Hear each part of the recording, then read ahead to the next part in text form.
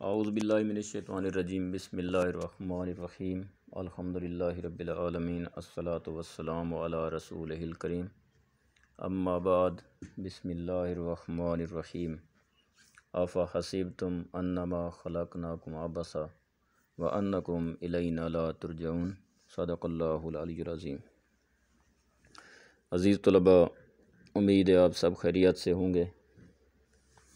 और आज हमारा जो ट्यूशन क्लास है या हमारी प्राइवेट ग्रुप में चलने वाली क्लास है, जिसमें हमने ग्रामर को काफ़ी वाइड रेंज में पढ़ने का एक डिसाइड किया हुआ है, उस तसलसल का आज तीसरा लेक्चर है, जिसमें आज हम पढ़ेंगे agreement between noun and pronoun. Noun और प्रोनाउन का एग्रीमेंट, जिसमें वर्ब भी साथ चलता रहेगा, लेकिन इधर ये छोटे जो एग्रीमेंट्स हैं ये भी साथ साथ इनको डिस्कस करते हैं। ये हम तसलसल से पढ़ रहे हैं। पहले अगर वो 10 रूल हो गए तो आज का ये 11वां रूल होगा।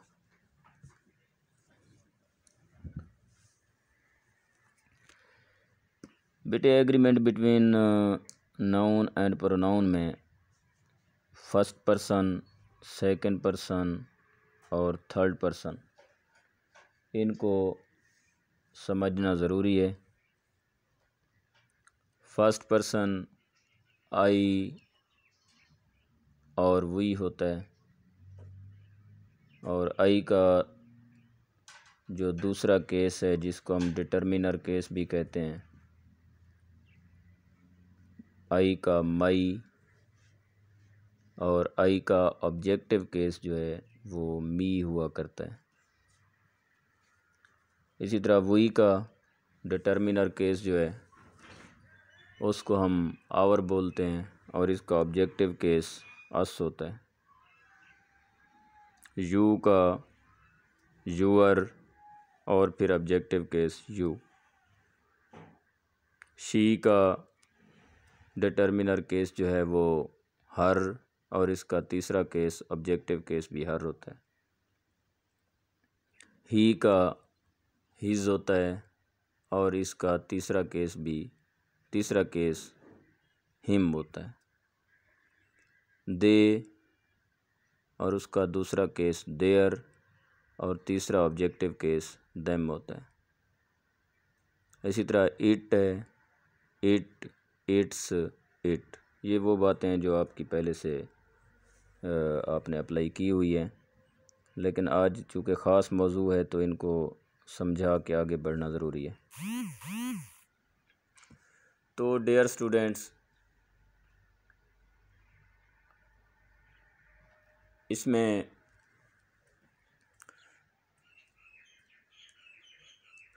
अगर फर्स्ट पर्सन सब्जेक्ट के तौर पे आ चुका हो और उसको आगे पोजेसिव केस का या डिटर्मिनर की ज़रूरत पड़ेगी तो आई को हम मई देंगे, यानी आई एम डूइंग माई वर्क।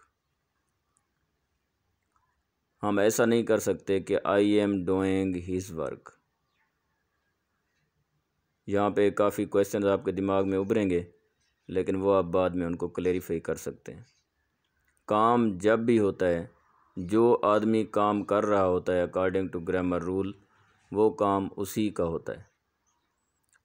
आपके ज़हन में सवाल उभरेगा कि सर ऐसा भी तो हो सकता है कि मैं उसका काम कर रहा हूँ, इस तरह भी तो हो सकता है। लेकिन मैं कहूँगा कि जो असाइनमेंट आपकी होती है, अगरचे कि वो जिसकी भी हो, वो उस वक्त काम आपका ही होता है।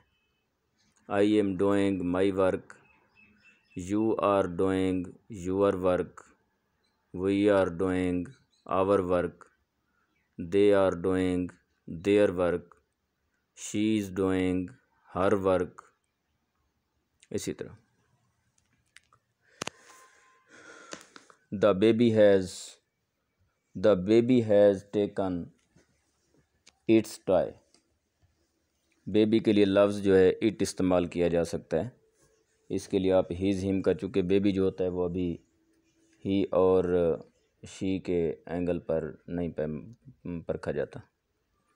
Baby has done it's work, बल्कि बेबी काम तो नहीं करता, baby has taken its toy, ये ज़्यादा एग्जांपल सूटेबल रहेगी। तो इसी तरह आगे बढ़ते हैं कि जब कोई नाम आएगा तो नाम की शनाख्त भी ज़रूरी है। कई ऐसे नाम होते हैं जो मेल और फीमेल एक जैसे मिलते जुलते हैं, तो वहाँ पे ये ज़रूरी होता है कि बात को देखा जाए कि बात करने वाला ही है या शी है। जैसे लफ्ज़ खुर्शीद है, खुर्शीद नाम मर्द के लिए भी होता है, औरत के लिए भी होता है। नसीम मर्द के लिए भी होता है, औरत के लिए भी होता है। तो इसको समझने के लिए ये होगा कि जिस पैराग्राफ में ये नाउन इस्तेमाल हुए हैं उन पैराग्राफ्स में कंटेक्स्ट की बेस पे पीछे ज़रा जो पढ़ा हुआ था आपने उसको ज़रा देख लेंगे तो अंदाज़ा हो जाएगा कि खुर्शीद किसी मर्द का नाम है, नसीम किसी मर्द का नाम है या किसी औरत का नाम है। अगर क्लियर हो जाता है तो ठीक। अगला सवाल आपके दिमाग में उभरेगा कि भाई बाज़ औक़ात एक अलग फ़िक्रा आ जाता है। जब अलग सेंटेंस आ गया और उसमें लिखा हुआ है नसीम आ गया, जैसे नसीम आ गई इस तरह की, या उसने नसीम को पानी दिया, यानी लफ्ज़ नसीम मुख्तलिफ़ तरीके से या मुख्तलिफ़ अंदाज में लफ्ज़ खुर्शीद भी इस्तेमाल हो सकता है। तो फिर उसमें और हाँ, मुख्तलिफ़ ज़ुबानों में फिर इख्तलाफ है कि कुछ ज़ुबानें ऐसी हैं जिनमें ही शी का कॉन्सेप्ट नहीं है। जैसे अक्सर कुछ कौम के लोग कहते हैं, मर्द को कहते हैं वो आ रही है और औरत को कहते हैं वो आ रहा है। ये उन तमाम दोस्तों की वजाहत के लिए कह रहा हूँ, वरना उर्दू में तो बात क्लियर ही होती है कि नसीम अपना काम कर रही है और नसीम अपना काम कर रहा है। वहाँ तो वाज़ेह हो जाता है कि ही और शी कौन है। लेकिन कुछ ज़ुबानों के स्टूडेंट्स जिनके पास ये ही शी का कॉन्सेप्ट बहुत कम है, नसीम आ रहा है, नसीम आ रही है, तो नहीं पता कि नसीम मर्द है या औरत है। तो इस तरह फिर कॉमन सेंस ये कहता है कि अगर आपको समझ आती है मर्द और औरत की, तब तो आप उसको पोजेसिव केस या उसका जो डिटर्मिनर आप देना चाह रहे हैं वो हीज़ या हर अकॉर्डिंगली दे दें, जो चीज़ आपको समझ आ गई है।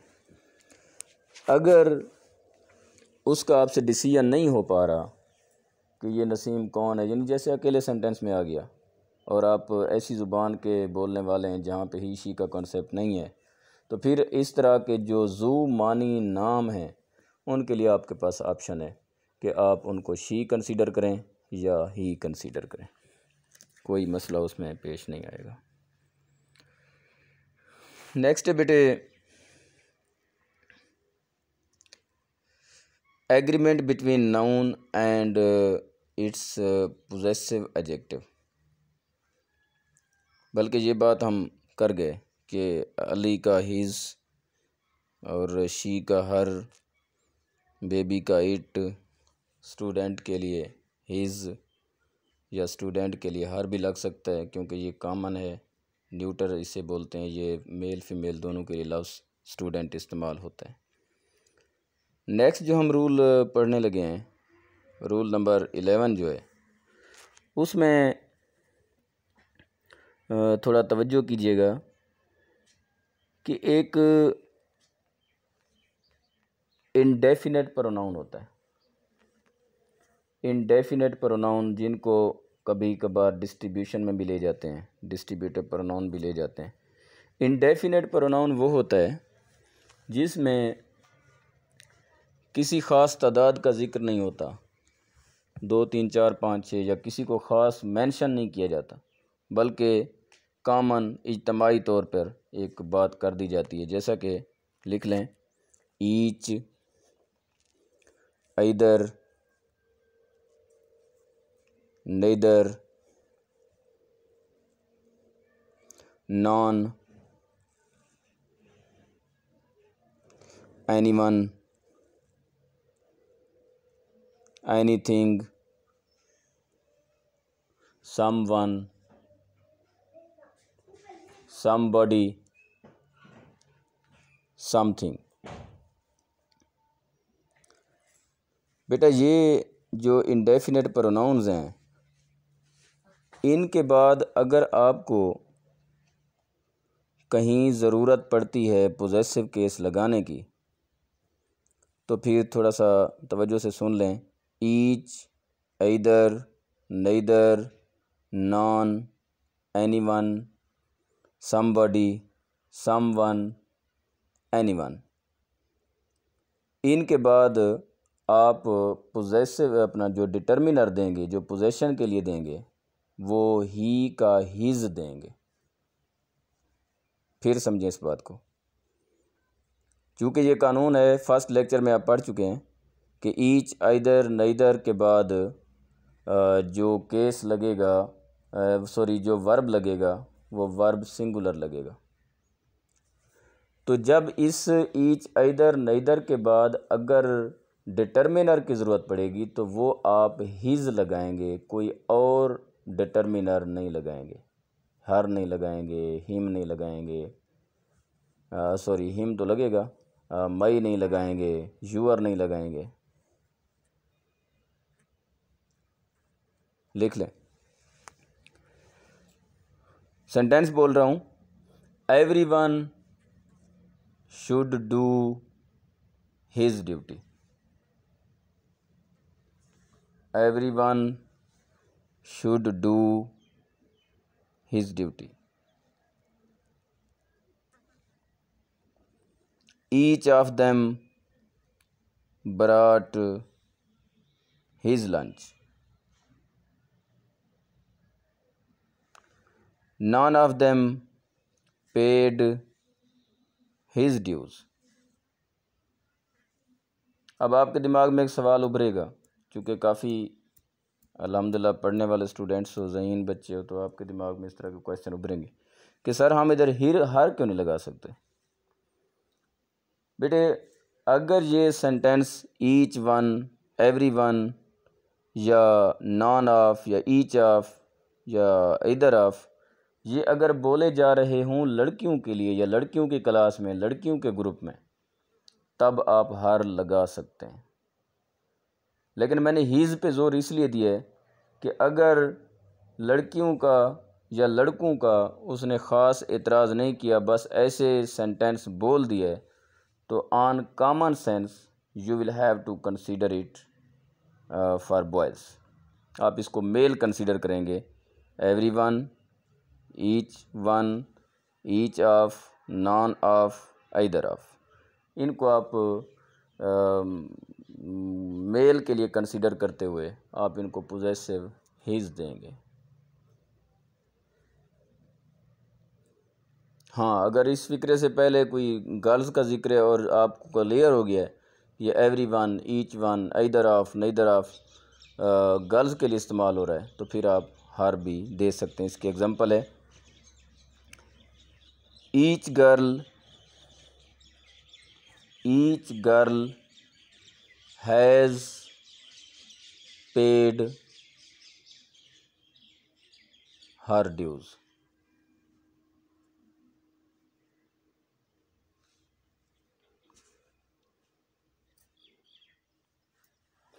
अब इसमें एक और रूल आएगा, वहाँ पे आपके लिए एक और थोड़ी सी कन्फ्यूजन हो सकती है कि every boy and every girl, every boy and every girl should do his duty या हर ड्यूटी। अब इस बात को ज़रा समझने का है।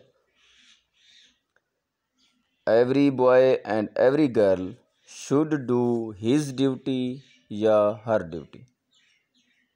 अब यहाँ पे आपको कन्फ्यूजन होगी कि पहले वाली बातें जो मैंने की हैं, मैंने कहा वहाँ पर अगर लड़कियों का ज़िक्र मौजूद है या ऐसे पैरे में ये एवरी वन, ईच वन इस्तेमाल हो रहे हैं जिसमें लड़कियों का ज़िक्र है, तो फिर आप उनको हर दे सकते हैं, जो डिटर्मिनर देना है, पोजेसिव देना है। और अगर इस चीज़ का एतराज़ नहीं है तो ईच वन, वन ऑफ या नॉन ऑफ, इन सब को आपने मेल कंसीडर करना है और इनको पोजेसिव जो है आपने हिज देना है। अब इस फिक्रे में क्या करना चाहिए कि लड़का भी है और लड़की भी है। Every boy and every girl should do his duty या हर ड्यूटी। बेटे यहाँ पे दो राय मौजूद हैं। एक राय तो यह है कि आपका जो जी चाहे हिज लगाएं आपकी मर्ज़ी, हर लगाएं आपकी मर्ज़ी, दोनों तरह से फ़िक्रा ठीक है। और याद रहे जो फ़िक्रे एक से ज़्यादा अंदाज में ठीक होते हैं वो अक्सर इम्तिहान में नहीं आया करते। और दूसरा इसका अंदाज़ ये है कि जो चीज़ जो नाउन आखिर में आया है आप उसके मुताबिक लगा दें, यानी every boy and every girl should do her duty.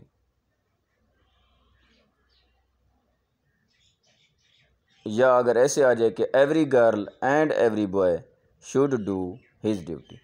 लेकिन मेरी राय है कि आप पहले वाले रूल को कंसीडर करें बेहतर है, क्योंकि ज़्यादातर बुक्स की राय यही है कि every boy and every girl वाले रूल में जो पोजेसिव लगा दें वो ठीक है।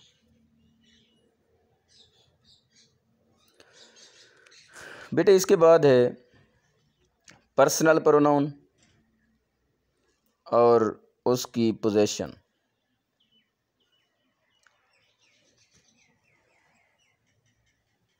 पर्सनल प्रोनाउन और उसकी पोजेशन, इस पर अलग बात करने की ज़रूरत नहीं है, वो हम बात कर चुके हैं कि agreement between noun and pronoun और agreement between noun and its possessive case, जो अभी हम डिस्कस कर रहे थे।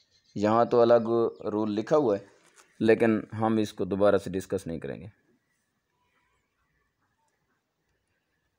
अब नेक्स्ट है बेटे agreement between noun and relative pronoun. Noun और रिलेटिव प्रोनाउन का एक दूसरे के साथ एग्री होना ज़रूरी है। ये बात हम पहले पढ़ चुके हैं। तीन रिलेशन है हमारे पास बेसिकली जो ज़्यादातर इस्तेमाल होते हैं। एक है हु, WHO, दूसरा है विच, WHICH, और तीसरा है दैट। तो सुन लें, हु जो है ये इंसानों के लिए और बड़े जानवरों के लिए इस्तेमाल होता है।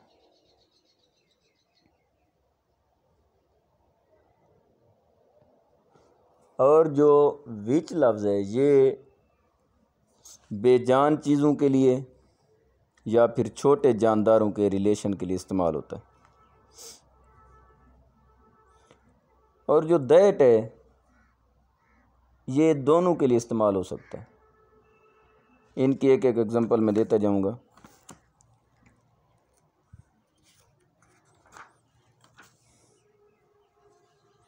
इस तरह के लेक्चर में बेटा एक तो फ़ायदा हो रहा है कि हम रूल की तरतीब के मुताबिक पढ़ रहे हैं, चूँकि क्लास लेक्चर जो होते हैं उसमें अमूमन चूँकि औरल लेक्चर होते हैं उनमें रूल जो है वो आगे पीछे हो जाते हैं।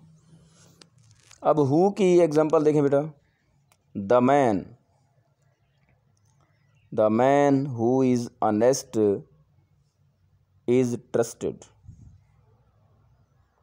The man who is honest is trusted. Man के लिए हु आया। इसी तरह और एग्जांपल देख लें। The book which I bought was interesting. The book which I bought was interesting.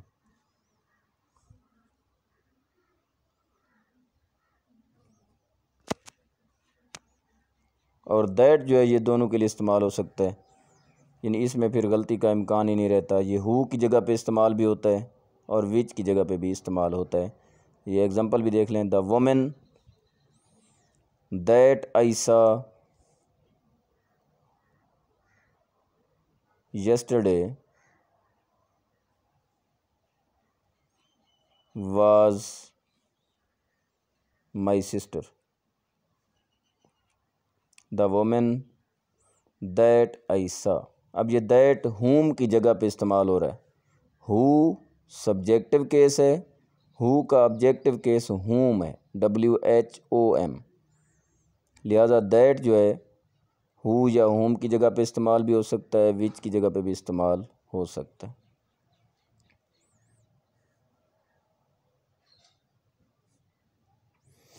इसके बाद बेटा एक स्पेशल रूल है इसका दैट का, कि दैट जो है ये इंडेफिनेट प्रोनाउन के साथ इस्तेमाल भी होता है, वहाँ पर कोई और इस्तेमाल नहीं होगा। यानी इंडेफिनेट प्रोनाउन के साथ अगर इस्तेमाल करना पड़ा विच, हु या दैट को, तो फिर आप दैट को प्रेफर करेंगे। जैसे एक एग्जांपल मुझे अभी याद आ रही है, all that glitters,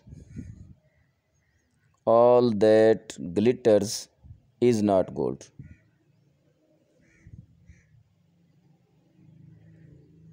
I bought all that were present.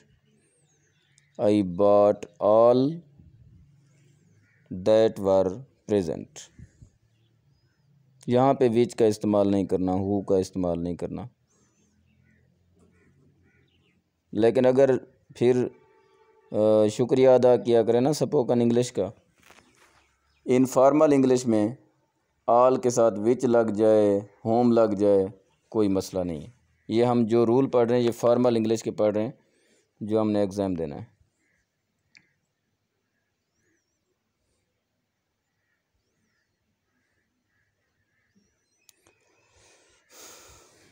इसके बाद बेटे नेक्स्ट आ जाएं, ये है agreement between noun and it's quantifier. Agreement between noun and it's adjective of quantity. Adjective of quantity, अब जो एडजेक्टिव होता है आप पहले पढ़ चुके हैं, ये कि मॉडिफायर है जो कि नाउन की वजाहत करता है, और उस एडजेक्टिव की दो किस्में हैं, एक है क्वांटिटी, एक है क्वालिटी। हम बात कर रहे हैं क्वांटिटी की। क्वांटिटी में दो चीज़ें आ जाती हैं, नंबर आ जाता है और मेजरमेंट आ जाती है, पैमाइश आ जाती है, मिकदार आ जाती है, या फिर नंबरिंग आ जाती है, 1 2 3 आ जाता है, या केजी, लीटर वगैरह आ जाता है। तो आप बेटे गौर से सुने, जैसा नाउन होगा वैसा उसका क्वांटिफायर होगा। यानी अगर नाउन काबिल शुमार है, नाउन अगर काबिल शुमार है, तो उसके लिए हमने जो एडजेक्टिव लगाना है वो भी काबिल शुमार लगाना है। अब काबिल शुमार एडजेक्टिव कौन सा है, लिख लें, वो नाउन्स जिनकी गिनती हम कर सकते हैं उनके साथ न्यूमेरिकल एडजेक्टिव लगेंगे जो नंबरिंग कर सकते हैं। लफ्ज़ मैनी, लफ्ज़ मैनी या फ्यू। मैनी या फ्यू ऐसे नाउन्स के साथ लगेगा जिनको आप गिन सकते हैं, यानी many people, many books, few people, few books. दूसरा है जो क्वांटिटी में आता है, मिकदारी सिफत में आता है। मिकदारी सिफत वाले जो नाउन्स हैं, जैसे कि पानी है, जैसे कि ऑयल है, इनके लिए आपको जो एडजेक्टिव लगाना पड़ेगा वो अमाउंट, अमाउंट के साथ सॉरी मच या लिटिल। यानी ऐसे नाउन जिनकी मिकदार आपने बतानी है, कोई अमाउंट बतानी है, उनके लिए ये दो एडजेक्टिव लगेंगे, मच या लिटिल। यानी मैनी न्यूमेरिकल है, मच क्वांटिटी रखता है, मिकदार रखता है। फ्यू न्यूमेरिकल है, लिटिल क्वांटिटी रखता है। अब इसी तरह दो एडजेक्टिव ऐसे हैं जो सब के लिए इस्तेमाल होते हैं, न्यूमेरिकल के लिए भी और क्वांटिटी के लिए भी। वो दो लफ्ज़ हैं ऑल और सम, ऑल और सम। अब एक बार रिपीट कर रहा हूँ, एक दूसरे के सामने इनको कंपेयर कीजिएगा। काउंटेबल नाउन्स के लिए मैनी लगेगा, मैनी बॉयज़। नॉन काउंटेबल या अनकाउंटेबल नाउन्स के लिए मच लगेगा, जैसे मच मिल्क। और जो ऑल है, ऑल सब के लिए लगेगा, all boys, all the water in the जग। लफ्ज़ फ्यू, काउंटेबल नाउन्स के लिए फ्यू लगेगा, जैसे फ्यू बुक्स। लिटिल जो है ये मिकदारी सिफत रखता है, हम कहेंगे लिटिल मिल्क या लिटिल वाटर। और सम जो है ये दोनों के लिए लगेगा, सम बॉयज़ या सम वाटर। यहाँ तक बेटा वाइंड अप कर रहे हैं, लेक्चर काफ़ी लंबा हो गया है। तो मज़ीद कोई मसला हो, इसकी समझ ना आए तो फिर आप मुझसे क्वेश्चन कर सकते हैं। ये लेक्चर मैं उधर यूट्यूब पर भी अपलोड कर रहा हूँ, चूँकि लेंथी लेक्चर हो गया है। हो सकता है व्हाट्सएप पे इधर ना हो सके, तो व्हाट्सएप पर ना हुआ तो मैं इसका लिंक आपको भेज दूँगा। अल्लाह हाफ़िज़।